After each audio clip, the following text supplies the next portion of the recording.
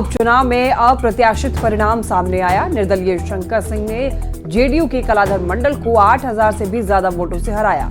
RJD की बीमा भारती तो कहीं लड़ाई में ही नहीं दिखी। सवाल यह है कि रुपौली में किसकी सबसे बड़ी हार है।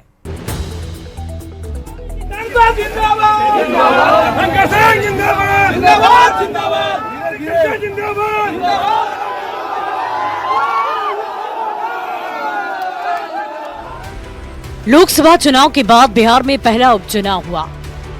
सबकी नजरें रुपौली के रिजल्ट पर टिकी हुई थी और अब जब रिजल्ट आया तो दोनों ही गठबंधनों की आंखें फटी की फटी रह गई। रुपौली की जनता ने पार्टी पॉलिटिक्स से ऊपर उठकर व्यक्ति को वोट किया और निर्दलीय शंकर सिंह को 8000 से ज्यादा वोटों से जिता दिया। सदन में जाएंगे, उठाएंगे आवाज, पुलिया का, बिजली का सबसे ज्यादा समस्या है।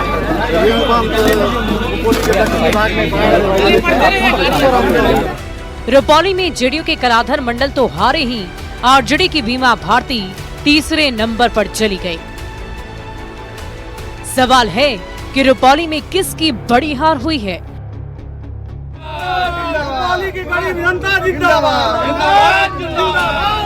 इस सवाल पर छिड़ी बहस को भी सुनाएंगे। पहले रुपौली के रिजल्ट को आंकड़ों के जरिए समझे। रुपौली में निर्दलीय शंकर सिंह को 68,067 वोट मिले। जेडीयू के कलाधर मंडल को 59,814 वोट मिले, जबकि आरजेडी प्रत्याशी बीमा भारती को महज 30,613 वोट से संतोष करना पड़ा।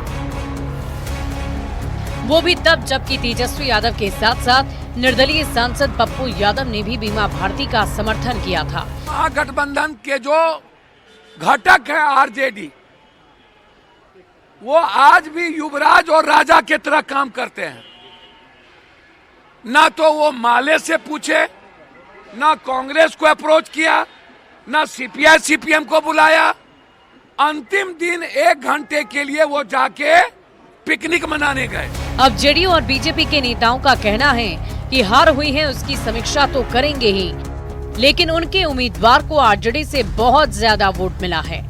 और तो और निर्दलीय शंकर सिंह भी कुछ दिनों पहले तक एनडीए में ही रहे हैं। ये तो एक हिस्सा है चुनाव में जो हार जीत एक हिस्सा है, उसका अंग है, तो हार जीत लगी रहती है। शंकर सिंह भी हम लोगों से जुड़े हुए उम्मीदवार थे। दूसरी ओर आरजेडी नेताओं का कहना है कि पिछले 3 बार से ये सीट जेडीयू के पास थी और इसीलिए ये बड़ी हार जेडीयू की है। नाम तो जनता दल यू है, काम हो रहा है निर्दलीय के लिए। हारा कौन रुपौली में? अतन पिछड़ा का बेटा और अतन पिछड़ा की बेटी। रुपौली की जनता ने निर्दलीय शंकर सिंह को जिताकर राजनीतिक पार्टियों को बहुत बड़ा संदेश दिया है, क्योंकि जिस रुपौली विधानसभा क्षेत्र में पूर्णिया लोकसभा चुनाव के दौरान जेडीयू को 96,000 से ज्यादा वोट मिले थे, उस सीट पर एनडीए नेताओं के धुआंधार प्रचार के बाद भी जेडीयू उम्मीदवार की हार हुई है, जबकि आरजेडी की बीमा भारती तो तेजस्वी यादव और पप्पू यादव के तमाम प्रयासों के बावजूद लड़ाई में रही ही नहीं। न्यूज़ 18 के लिए पूर्णिया से कुमार प्रवीण और पटना से आनंद अमृतराज के साथ ब्यूरो रिपोर्ट। और बीमा भारती रुपौली विधानसभा उपचुनाव हार गई हैं। बीमा भारती 30,213 वोट मिले, लेकिन तीसरे पायदान पर रही। यही प्रदर्शन लोकसभा के दौरान भी था। हार के कारण तलाशे जा रहे हैं, क्या अति महत्वाकांक्षा ने हराया? क्या 14 साल की जेडीयू की दोस्ती को दगा देना भारी पड़ गया?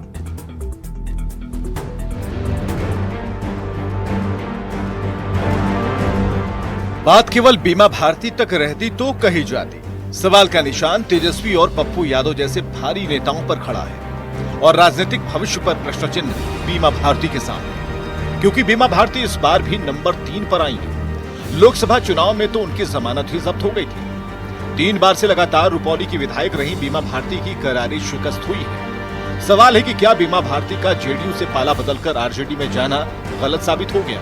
क्या 14 सालों का जेडीयू से मजबूत रिश्ता तोड़ना और विधायक की छोड़ सांसद बनने की महत्वाकांक्षा पर भारी पड़ गया? बीमा भारती के प्रदर्शन पर नजर डालें तो लोकसभा चुनाव में बीमा भारती को 27,120 वोट मिले थे। बीमा भारती पूर्णिया सीट से तीसरे स्थान पर रही थी। रुपौली विधानसभा उपचुनाव में भी बीमा भारती तीसरे स्थान पर रही। उपचुनाव में बीमा भारती को 30,213 वोट हासिल हुए। लोकसभा और विधानसभा उपचुनाव में बीमा भारती का तिलिस्म तीसरे पायदान पर टिक गया।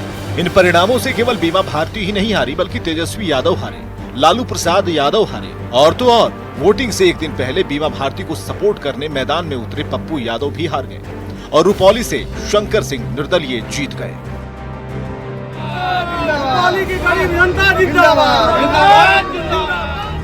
बात रही बीमा भारती की, तो फिर से कमबैक करना उतना आसान नहीं होगा। Bureau report, news 18। रुपौली के चुनावी नतीजों ने चौंका दिया है। यहां पर एनडीए और इंडिया अलायंस दोनों को करारी शिकस्त मिली। चुनावी नतीजे के बाद सम्राट चौधरी ने कहा कि नतीजों की समीक्षा की जाएगी, तो जेडीयू के प्रदेश अध्यक्ष उमेश कुशवाहा ने कहा है कि ये हार चौंकाने वाली है। तो पप्पू यादव ने इस हार के लिए तेजस्वी यादव को जिम्मेदार ठहराया। पप्पू यादव ने यह भी कहा है कि बीजेपी के एक भी वोटर ने जेडीयू को वोट नहीं किया। तो ये कैसे देखते हैं? अब देखिए, इसकी समीक्षा करेंगे हम लोग। एनडीए की जो हार हुई है रुपौली विधानसभा उपचुनाव में, यह आश्चर्यजनक है। हम लोग उसको देखेंगे और जो हम लोग से भूल चूक हुई होगी उसमें आगे सुधार करने का प्रयास करेंगे। ये तो एक हिस्सा है चुनाव में जो हार जीत एक हिस्सा है, उसका अंग है, तो हार जीत लगी रहती है। हमने परिणाम सुना है जाकर के, और अब समीक्षा की आवश्यकता जाकर के है। मैं भी गया था, माननीय मुख्यमंत्री भी गए थे, एनडीए के सभी नेता वहाँ गए थे, लेकिन जो रिजल्ट जो आया है तो मैं समझता हूँ कि वजह उसका क्या है समझने की जरूरत जाकर के है। नरेंद्र मोदी जी को छोड़ के सभी लोग प्रचार के लिए चले गए थे। सब बीजेपी का जो हार्डकोर वोटर था, एक भी वोट जदयू को नहीं दिया। 10 वोट भी राजपूत समाज के लोगों ने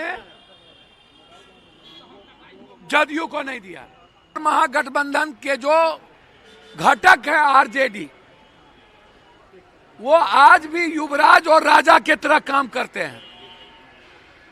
ना तो वो माले से पूछे, ना कांग्रेस को अप्रोच किया, ना सीपीआई सीपीएम को बुलाया।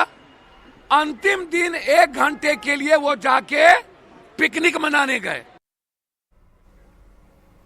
रुपौली विधानसभा उपचुनाव के नतीजों ने सबको चौंका दिया है। निर्दलीय शंकर सिंह की जीत पर कांग्रेस विधायक अजीत शर्मा ने बड़ा बयान दिया।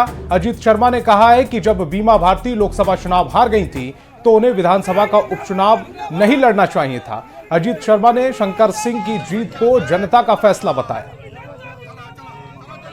हाँ, ये बहुत आश्चर्य बात है कि शंकर सिंह निर्दलीय जीते हैं, लेकिन आदरणीय बीमा भारती जी तो वहां छोड़ के फिर सांसद का चुनाव लड़ी, फिर जाके फिर से विधायक